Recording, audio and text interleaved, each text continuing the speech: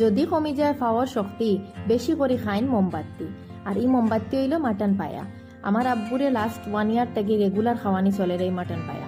আগেও খুব খেয়াল করে খাইতা, বিফ পায়াও খাইতা আর মাটনও খাইতা খেয়াল করি, আমরা সবেও খেয়াল করে খাই।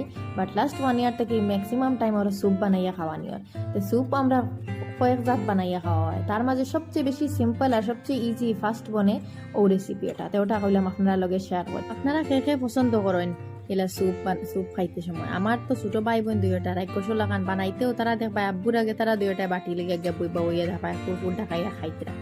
এগুলো স্যুপ খারা পাগল সকল আসুন দিনে কতনি স্যুপ পছন্দ করেন আমি দেখছিল। আমার লাগা করো আছেন আমার ভাই প্রতিটা মোমো গিয়া না বা আনিয়া খালি স্যুপ খাইতা করি আদা খালি মোমোর স্যুপ ওগুন অতনি পাগল তারা চিকেন স্যুপ ওগুন খাইতা করে। আমার তো চিকেন স্যুপ ভাল লাগে না।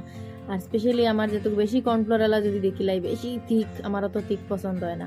আর আপনারা যদি চাইন এই সুপি গুড়ে ওই মাটনের এই ফায়ার সুপি গুড়ে যদি তোরা একটু থিক বানাই তাইলা সিম্পলের মধ্যে, তো তোরা কর্নফ্লাওয়ার বা তোরা ময়দা তোরা পানির মাঝে গুলিয়া ছাড়ি দিবা, তো সেম ওই যে সুপ হবো ওই যাব ঠিক একদম।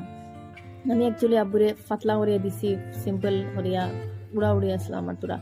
আমি ওলা দিলাইছি আর টেস্টি হইলাও, তারা এলা খাইয়া দেখবা এগুলো ঠিক হয়। তোরা আটাইয়া আর বাদের আসতে তোরা নাগাডুলার পাত্তা বা ধনিয়া পাতা থাকলে ধনিয়া পাতা দিয়ে তোরা গার্নিশ করে দিলাই আর খুব বেশি মজা হয়, সেন্ট হয়ে গেল আর মজা হয়ে গেল। লেমন গ্রাস থাকলে তো লেমন গ্রাস দিলাই আরো বেশি মজা লাগে, আরো বেশি সেন্ট হয়, তো মজা লাগে। লেমন গ্রাসের ইয়েও আলাদা, পুরো ফ্লেভার চেঞ্জ হয়ে যায়, সব তো চেঞ্জ হয়ে যায়, আলাদা মজা লাগে লেমন গ্রাস দিয়ে আনলে সুপের মধ্যে।